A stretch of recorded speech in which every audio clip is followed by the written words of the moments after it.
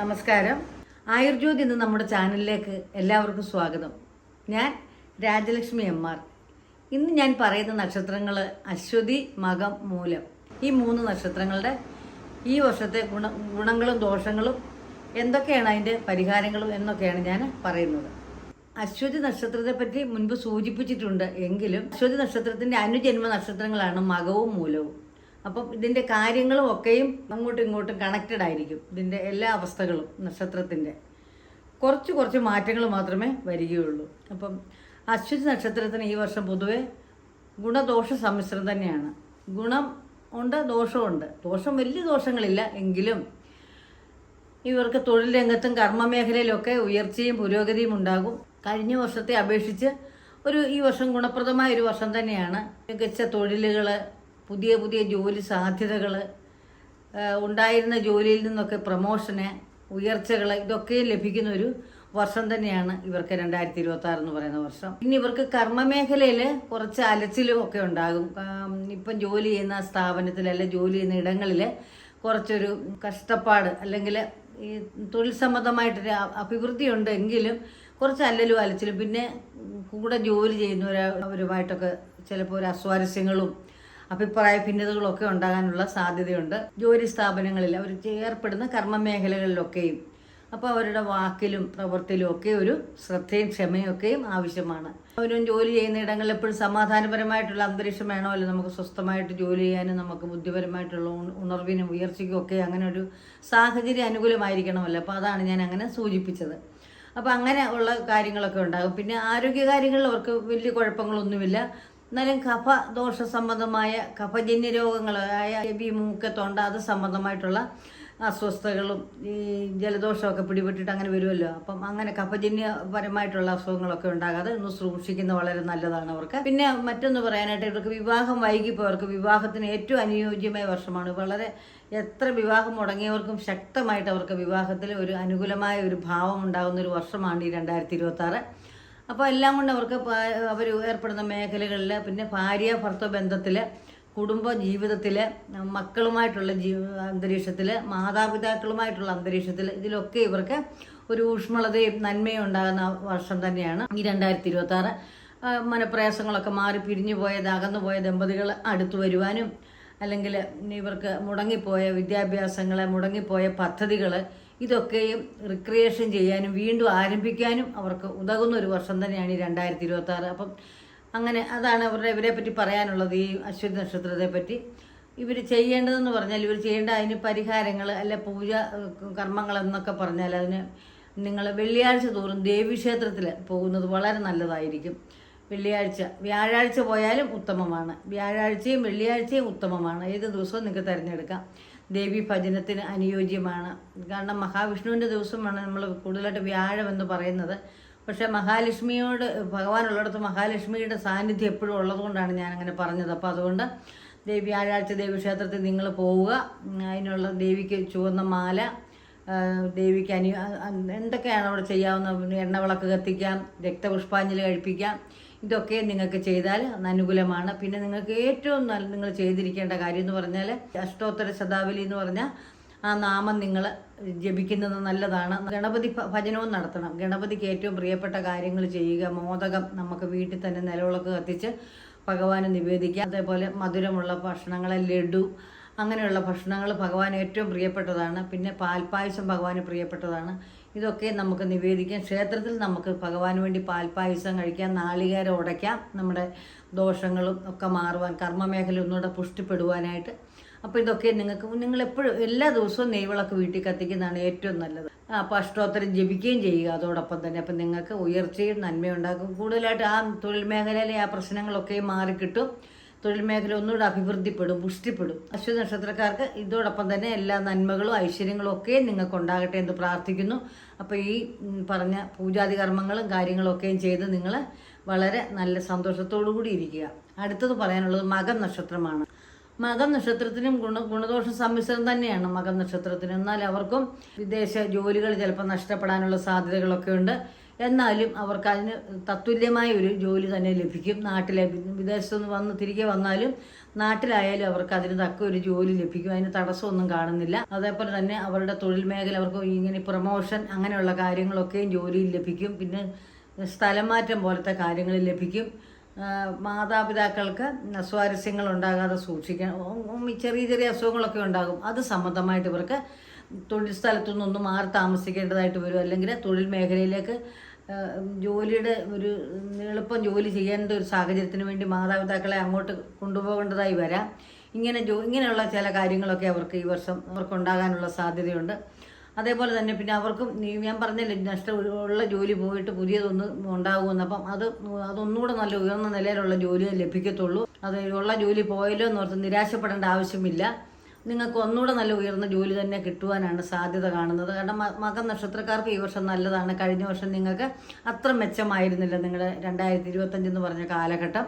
ഈ വർഷം നിങ്ങൾക്ക് അതിനൂടെ നല്ലൊരു രീതിയിൽ തന്നെ നിങ്ങൾക്ക് ഈശ്വരൻ്റെ അനുഗ്രഹത്താൽ നല്ല രീതിയിൽ തന്നെ നിങ്ങൾക്ക് അനുഗ്രഹം വരുന്ന ഒരു വർഷം തന്നെയാണിത്. നിങ്ങൾക്കും വിവാഹത്തിന് മംഗളയോഗം ഉണ്ടാകും. വിവാഹം മംഗളാദി കർമ്മങ്ങൾ ഭവനത്തിൽ നടക്കും.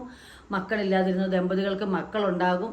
നല്ല സന്താനങ്ങളെ ലഭിക്കാനുള്ള അനുയോജ്യമായ വർഷമാണ്. അപ്പോൾ നല്ല ജോലി സ്ഥലം, പിന്നെ നല്ല ചെയ്യുന്ന ജോലി കർമ്മമേഖല നല്ല പുഷ്ടിപ്പെട്ടുള്ള മേഖലയായിരിക്കും. നല്ല ഇടമായിരിക്കും. നിങ്ങൾക്ക് സ്വസ്ഥമായിട്ട് മനസ്സന്തോഷം കിട്ടുന്ന ഒരു ഇടമായിരിക്കും നിങ്ങൾക്ക് ജോലി സ്ഥലമായി ലഭിക്കുക.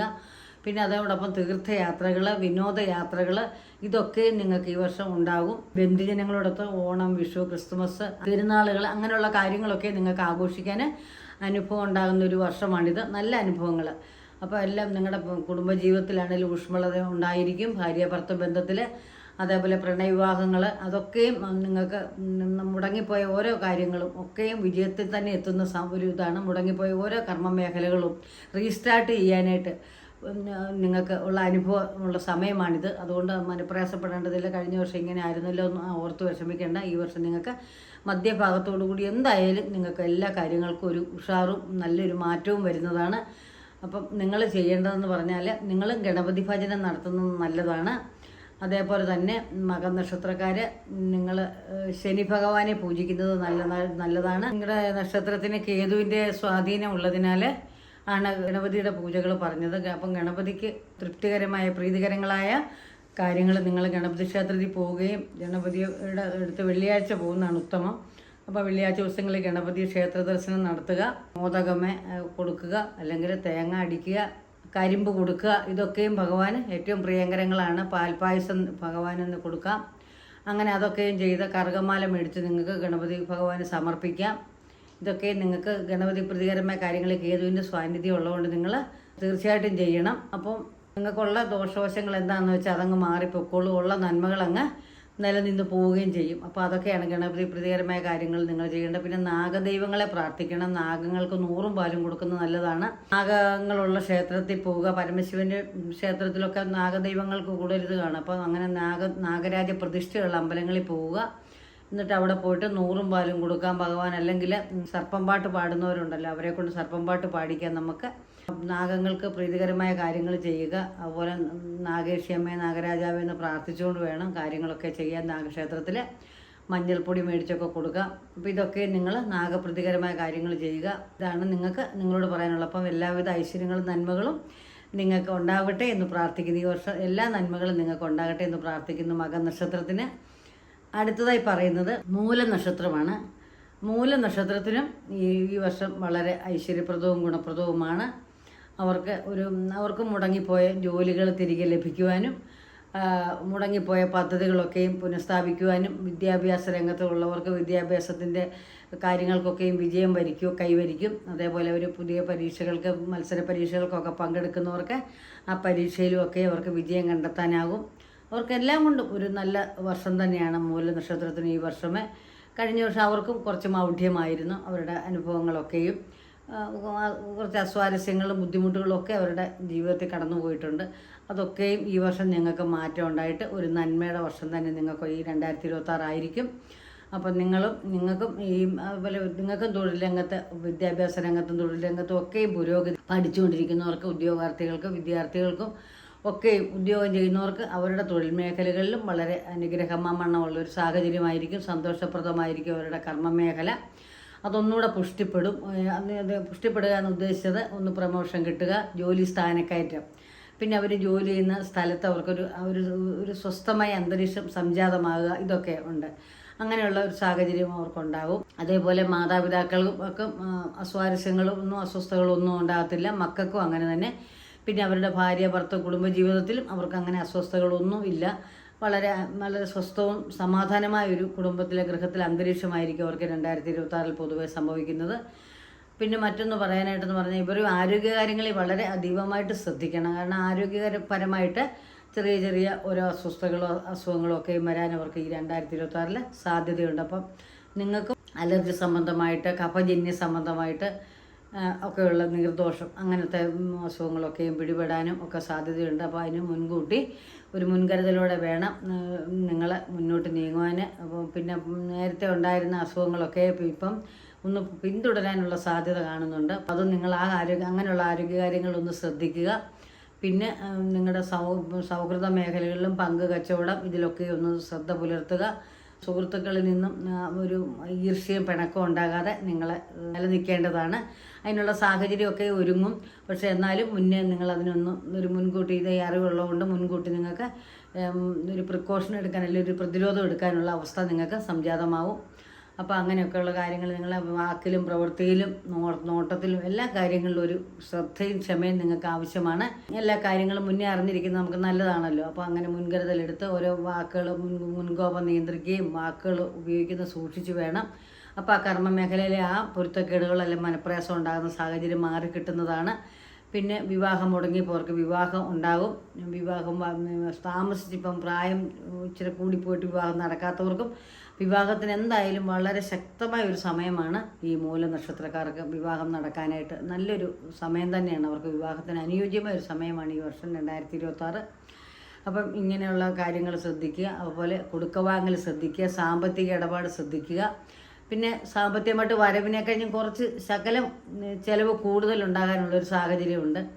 നിങ്ങൾക്കും വിനോദയാത്ര അല്ലെങ്കിൽ തീർത്ഥാടനങ്ങൾ, ക്ഷേത്രങ്ങളിൽ തീർത്ഥാടന യാത്ര, ഇതിനൊക്കെയും അനുകൂലമായ ഒരു സമയമാണ് ഈ 2026.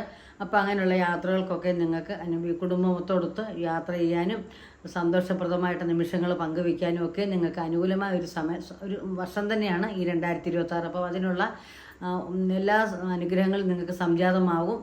അപ്പോൾ ഇതൊക്കെയാണ് മൂല നക്ഷത്രത്തിനെ പറ്റിയും പറയാനുള്ളത്. അപ്പം നിങ്ങൾ ചെയ്യേണ്ടതെന്ന് പറഞ്ഞാൽ നിങ്ങൾ ഹനുമാൻ ചാലീസ ചൊല്ലുക, ഹനുമാൻ്റെ ക്ഷേത്രത്തിൽ പോയി തൊഴുക.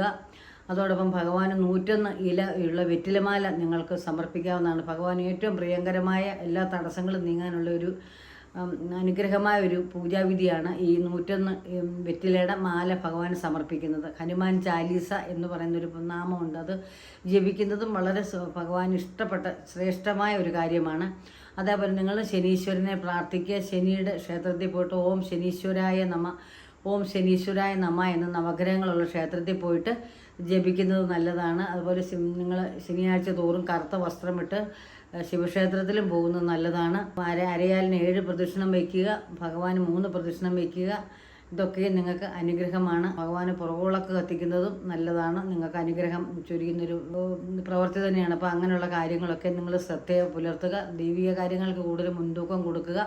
അപ്പോൾ ഈ നിസ്സാരമായ കാര്യങ്ങൾ, രോഗങ്ങളെന്നൊക്കെ പറഞ്ഞാലും അതിനൊക്കെ ഒരു മാറ്റങ്ങൾ വരികയും ഉള്ള നന്മകൾ നിലനിൽക്കാനും ഈ പൂജകളും ഈ പറഞ്ഞ ഈ ക്ഷേത്രങ്ങൾ ദർശനവും ക്ഷേത്രത്തിലെ പൂജകളൊക്കെ നിങ്ങൾക്ക് അനുഗ്രഹപ്രദമായിരിക്കും. അപ്പോൾ ഇതൊക്കെയാണ് എനിക്ക് നിങ്ങളോടും പറയാനുള്ളത്. അപ്പം എല്ലാവിധ ഐശ്വര്യങ്ങളും നന്മകളും ഈ അശ്വതി, മകം, മൂലം ഈ 3 നക്ഷത്രക്കാർക്ക് ഉണ്ടാകട്ടെ എന്ന് പ്രാർത്ഥിക്കുന്നു.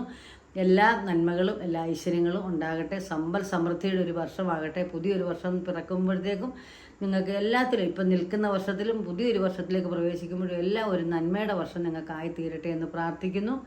നന്ദി, നമസ്കാരം.